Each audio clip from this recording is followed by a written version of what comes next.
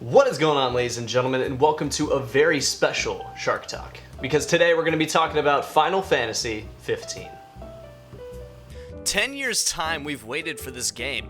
In 2006, I was a 14-year-old going into 8th grade, and I'm now 24 and a senior in college, about to become a real adult, or whatever. With the finished product finally in my hands, I spent a week completing it and have some thoughts on what the game does well, what it could improve upon, and the themes throughout that make this a compelling experience for fans and newcomers alike. And don't worry, I won't dive into spoiler territory, so you can watch without fear of ruining the experience. So with the formalities out of the way, let's begin. So let's break down the burning questions right now. Is Final Fantasy 15 a good game? Yes. Is it a perfect game? No. Is it the best Final Fantasy? No. But was it worth the 10-year wait? And after I've seen this game all the way to its finish, I would have to say, in my opinion, it was worth the 10-year wait. This game has so many things going for it. For one, the world of Eos is compelling and beautiful. 15's world is the culmination of what previous Final Fantasies envisioned with their overworld map. In previous entries, the main character's sprite was on a world map with primitive details, but in Final Fantasy 15 we finally get to see the world map fleshed out in all of its glory, and what a sight it is. While it does not compare blow for blow with some of the great open world environments like The Witcher 3, it does share the same spirit as Witcher, and the world feels authentic. It paints this wonderful picture of reality and fantasy, finding a cohesion to give Eos a personality all its own. Most of the world is open-ended in design, where you can naturally discover dungeons and new areas. These places are meant to be challenged much later in the game, but you can disregard all that and see the high-level horrors that await you. This assists in the tone of the adventure. The game isn't holding your hand leading you to these places, rather you are stumbling upon them naturally. Much like the original Zelda game for the NES, where the game is set up but they leave the job of adventuring up to you. But in this case, it's you and your royal boy band. But unfortunately, when you are not in the towns and set locations, 15's world becomes bland and, ironically enough, lifeless. It's a weird contrast between the good and the bad, where it can feel so alive at times and so unnecessary at others. But thankfully, having your car, the Regalia, alleviates most of those issues, as well as the good fast travel system that they have, which you can go back and forth between your car and your previous resting place. The biggest departure from the typical Final Fantasy game, besides the open world, is the combat, trading out turn-based combat for real-time action. The combat is pretty good when executed well. It's a beautiful and brutal dance of the four heroes weaving in and out and helping each other to dispatch any obstacle in the way. But when it doesn't work, it is a literal cloud of flailing weapons and limbs as you try to differentiate between your character and the mayhem going on screen. For a game that puts you in environments filled with dense details, not making brush and other obstacles transparent when the camera goes behind them is a major oversight by the developers, which is a huge contributor to combat feeling overwhelming when it doesn't need to be.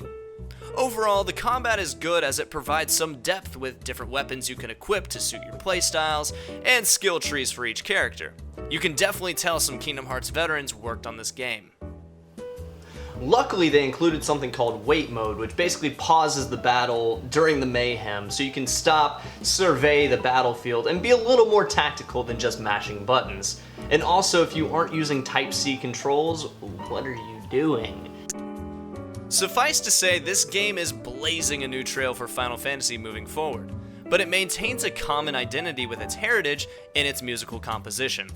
Yoko Shimomura composed the soundtrack, and it is so good. She has worked on video game soundtracks for many years, but the one that had clear influence on her is her work on Kingdom Hearts.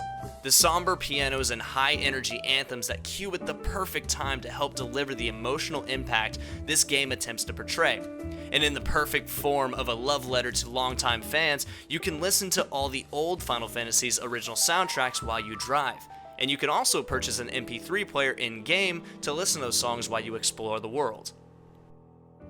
But with Final Fantasy 15, when you look past the technical hiccups, the beautiful yet lifeless open world, and the mundane side quests, you'll find the real reason I believe this game was such an enjoyable experience.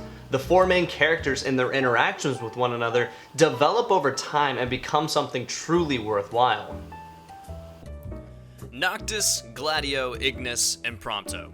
These characters on a surface level are nothing new or impressive, but rather when they interact all together, that's where this game's strongest asset comes into play. Their brotherhood is so endearing and real, so much so I found myself mimicking the emotions of our royal boys throughout the adventure. My emotional investment was on par with some of my favorite games of all time. Without even realizing though, the game's design choice to keep four male main characters the focus has shown something rarely discussed in games. I believe that Square Enix flipped the script on what it means to be a male character in video games. In this game, you are shown scenes where four males are emotional towards one another.